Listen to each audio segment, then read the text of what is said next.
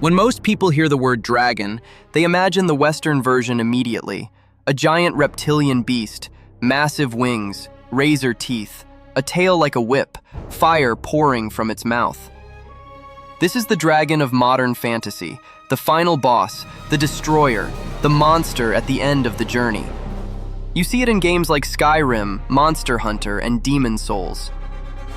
In the Western imagination, dragons are often something to kill, survive, or fear. But that is only half the story. Because in another part of the world, the dragon was never just a beast.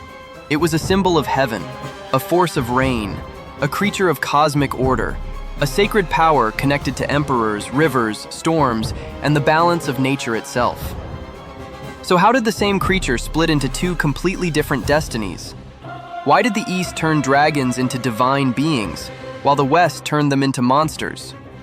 That is where the real story begins. Welcome to Eastern and Western Legends. Here, we explore together the most mysterious myths, legends, and epic stories from both East and West. In Chinese culture, the dragon was not a symbol of chaos in the Western sense. It was not simply a creature that destroyed villages or hoarded gold in caves. The dragon was a sacred presence. It controlled rain, clouds, rivers, and seasonal power. It was tied to fertility, abundance, imperial authority, and heavenly blessing.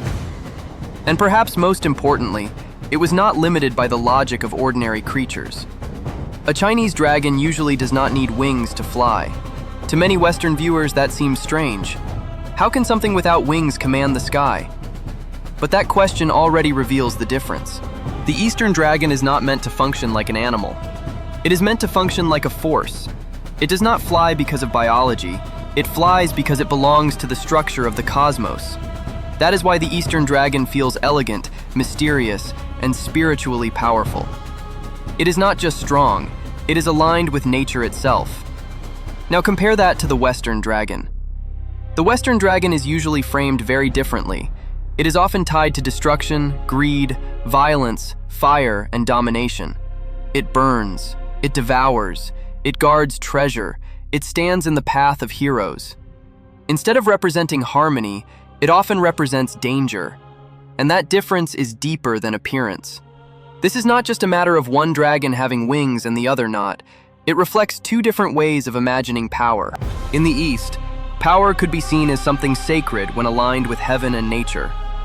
In the West, power that was wild, untamed, and beyond human control often became something to fear, confront, or conquer.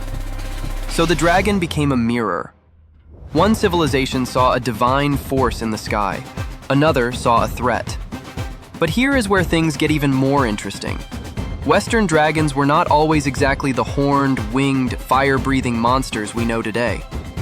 If you go further back, many ancient dragon-like beings were closer to serpents than giant flying lizards. In Babylonian myth, the chaos dragon Tiamat was not simply a fantasy monster in the modern sense. She was part of a cosmic struggle, an ancient force connected to creation, disorder, and the shaping of the world. In Greek myth, dragon-like beings were also often more serpentine. They guarded sacred places, divine objects, or forbidden power. They were dangerous, yes, but they were not always the exact dragon image we see in modern fantasy. This suggests something important.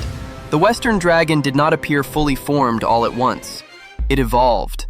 And one of the darkest turning points in that evolution may have come from religion. As Christianity spread through Europe, the dragon became increasingly associated with evil, sin, chaos, and Satan himself. This changed everything. Because once the dragon was connected to the devil, it was no longer just a dangerous creature. It became a moral enemy, a symbol of what holy power must defeat. And this is one reason Western dragon imagery became so dark and so consistent over time. The dragon was no longer just feared, it was condemned. In biblical imagery, especially in Revelation, the dragon becomes something monstrous on a cosmic level. A force opposed to divine truth, a creature of rebellion and corruption. That religious rebranding shaped centuries of imagination, and after that, the dragon became harder to separate from evil. That is why later Western stories gave us dragons like Smaug, or modern fantasy dragons that are greedy, destructive, or apocalyptic. Even when they are intelligent, they often carry the shadow of that older symbolic role, not sacred force, but corrupted power. Meanwhile, in the East, dragons never fully lost their sacred dimension. Even in modern depictions, Eastern dragons still often feel elevated, majestic, ancient, closer to gods than monsters. And that contrast still fascinates people today. That is why so many players were captivated by the dragon imagery in Black myth Wukong. For many Western audiences, it felt different, less like a beast to slay, and more like a supernatural presence beyond ordinary fantasy logic. And that is probably why dragons remain so powerful in modern storytelling, because modern fantasy did not inherit one dragon. It inherited two. One dragon came from reverence, the other came from fear. One rose with the sky, the other descended into fire. One was tied to blessing, rain, heaven, and order. The other became linked to greed, destruction, and evil. But maybe the most fascinating truth is this. Perhaps dragons did not really change. Perhaps we changed. Perhaps each civilization looked at the same idea, ancient, overwhelming, inhuman power, and gave it a different moral meaning.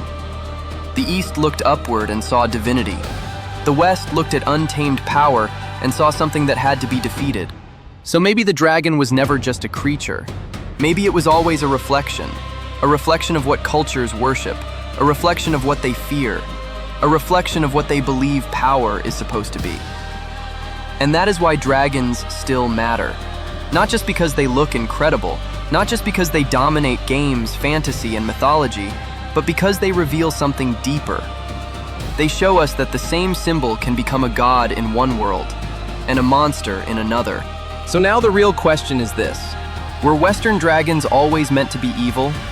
Or were they transformed, slowly, culturally, and perhaps deliberately, into something darker than they once were?